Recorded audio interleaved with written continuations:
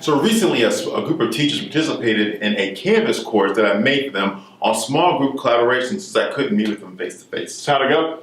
Not so well. Yeah, it doesn't really surprise me. But I want to make it forward today and provide some tips, tools, and some strategies for small group collaboration on this week's episode of IT Weekly.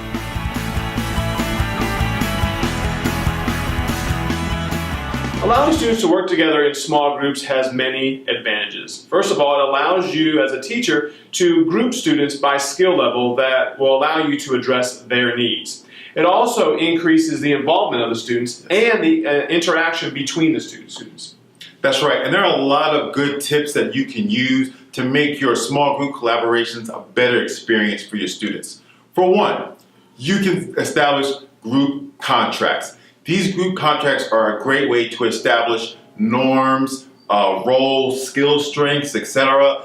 As a teacher, you can provide them with a template, have them fill it out, and sign it as well, and refer back to it whenever you need to. So our second tip is to change your environment. Rearrange your classroom to foster the interaction between your students. That could mean rearranging your desks, setting a timer, even playing music.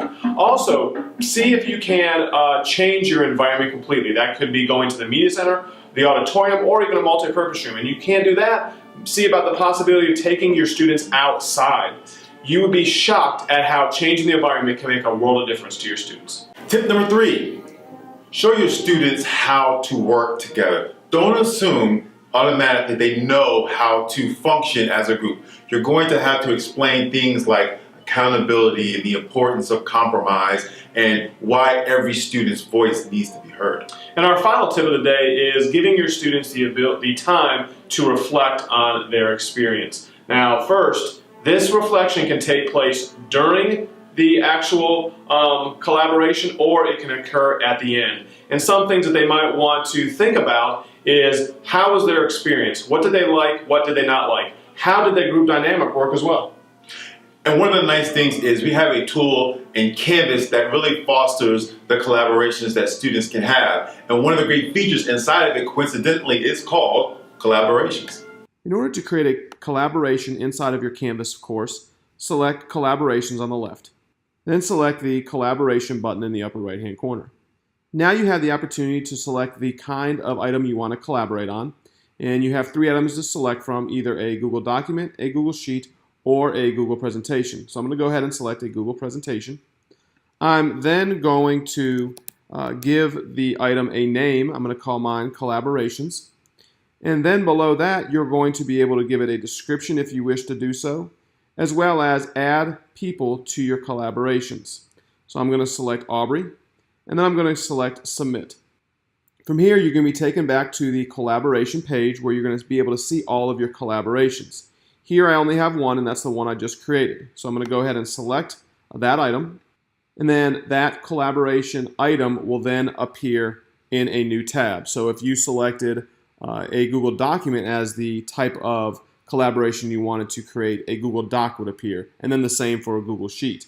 And then if you go back to your My Drive, you will then see that document listed inside your My Drive, which you can then sort it and put it in folders accordingly.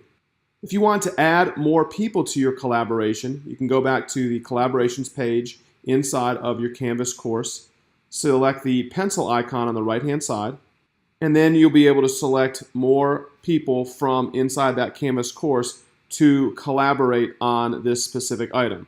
After you selected another person to collaborate on it, make sure you just hit Submit. I can really see collaborations being useful for a lesson where students work together with their partner or maybe with 2 people, but I really like how easy it is to be able to work together on one doc at the same time. You're right. Canvas also has another feature that really lends itself towards student collaboration, and that feature is called Canvas Groups. In order to create a group in Canvas, you'll need to select the People option from the left. And then the first thing you'll need to do is create a group set. So click on the Add Group Set button in the right-hand corner. You'll then need to give your group set a name. You'll then have the option to allow students to do self-sign-up. And if you select that option, you can then structure the group however you want. So you can create a certain amount of groups and then limit the group to a certain amount of members. Within that group, you can assign leaders of the group. So you can have it so it sets the first member as a group leader, or it can randomly select a group leader for each group. After you've set the settings you want, go ahead and select Save. So after you've created the group set, you'll then want to create the actual groups. So in order to create the group, select the Add Group button on the right-hand side, and then you're going to give the group a name. You then have the option to limit the group to a certain amount of members. After making these changes, go ahead and select Save. Once you've created the group, you can then begin assigning students to that group. In order to assign a student to the group, you can simply drag the student over to the group, or you can select the plus button. If you have multiple groups, you will see the different groups listed. Then just select that, and the student will then be added to that group. Creating groups is great because students will be able to create pages and different items inside of Canvas within that group. So creating these groups for students really allows your students to work in teams and collaborate together inside of Canvas. I really like the idea of students having a space to be able to build, to be able to collaborate, maybe through a discussion board. It is just a nice feature inside of Canvas that really works well when you're trying to build collaboration. All right. And just a reminder, if you don't want to bomb like Aubrey did, we've given you a couple tools and a couple strategies when having your students collaborate in small groups. That's going to do it for this week's episode. Thanks for tuning in. Make sure you check us out next week for another edition of IT Weekly.